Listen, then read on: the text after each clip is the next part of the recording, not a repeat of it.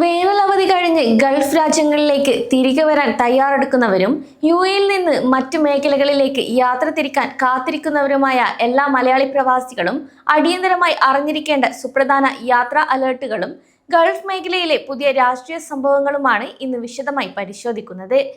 Middle east മേഖലയിൽ അമേരിക്കയും ഇറാനും തമ്മിലുള്ള നയതന്ത്ര പോരാട്ടങ്ങളും അന്താരാഷ്ട്ര തലത്തിലെ സംഘർഷങ്ങളും കടുക്കുന്നതിനിടെ ഹോർമുസ് കടലിടുക്കിലെ പ്രതിസന്ധികൾ വിമാന സർവീസുകളെയും പ്രവാസി യാത്രകളെയും വീണ്ടും ബാധിച്ചു തുടങ്ങിയിരിക്കുകയാണ്.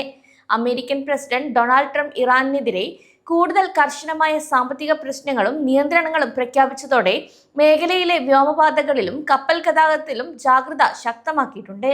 ഒമാൻ വിദേശകാര്യ മന്ത്രാലയത്തിന്റെ നേതൃത്വത്തിൽ മധ്യസ്ഥ ചർച്ചകൾ പുരോഗമിക്കുന്നുണ്ടെങ്കിലും തൽക്കാലം വിമാന സർവീസുകളിൽ പെട്ടെന്നുണ്ടാകുന്ന സമയമാറ്റങ്ങളും റദ്ദാക്കലുകളും പ്രവാസികൾക്ക് വലിയ ആശങ്കയും സൃഷ്ടിക്കുന്നുണ്ട്.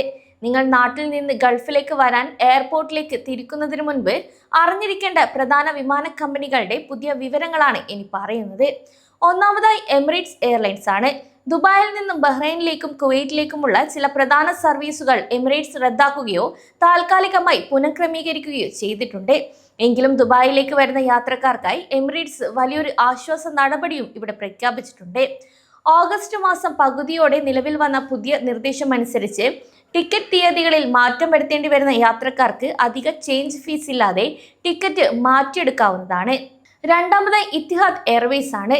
അബുദാബിയിൽ നിന്ന് ബഹ്റൈൻ, കുവൈറ്റ് തുടങ്ങിയ റൂട്ടുകളിലേക്കുള്ള നിരവധി സർവീസുകളിൽ ഇത്തിഹാദ് സമയമാറ്റം വരുത്തിയിട്ടുണ്ട്. ഇതിനു പുറമെ ബെൻ ഗുറിയോൺ എയർപോർട്ടിലെ സമരം കാരണം ടെൽ അവീവിയിലേക്കുള്ള ചില സർവീസുകളും നിർത്തിവെക്കേണ്ടി വന്നിട്ടുണ്ട്. അബുദാബി വഴി യാത്ര ചെയ്യുന്നവർ അവരുടെ ഫ്ലൈറ്റ് സ്റ്റാറ്റസ് മുൻകൂട്ടി കാണേണ്ടതുണ്ട്. മൂന്നാമതായി ഫ്ലൈ ദുബായ് ആണ്. സൗദി അറേബ്യ, കുവൈറ്റ്, ബഹ്റൈൻ എന്നിവിടങ്ങളിലേക്കുള്ള ഭൂരിഭാഗം ഫ്ലൈറ്റുകളും നിലവിൽ ഷെഡ്യൂൾ ചെയ്തതുപോലെ തന്നെ സർവീസ് നടത്തുന്നുണ്ടെങ്കിലും എയർപോർട്ടിൽ വലിയ തിരക്ക് അനുഭവപ്പെടുന്നതിനാൽ ദുബായ് അന്താരാഷ്ട്ര വിമാനത്താവളത്തിൽ നിന്ന് പുറപ്പെടുന്ന യാത്രക്കാർ കുറഞ്ഞത് 4 മണിക്കൂർ മുൻപെങ്കിലും എയർപോർട്ടിൽ എത്തണമെന്ന് അധികൃതർ കർശന നിർദ്ദേശം നൽകിയിട്ടുണ്ട്. നാലാമതായി എയർ അറേബ്യ ആണ്. ഷാർജയിൽ നിന്നും അബുദാബിയിൽ നിന്നും കുവൈറ്റിലേക്കും ബഹ്റൈനിലേക്കും സർവീസ് നടത്തുന്ന ചില വിമാനങ്ങൾ റദ്ദാക്കുകയോ പുറപ്പെടുന്ന സമയം വൈകുകയോ ചെയ്തിട്ടുണ്ട്.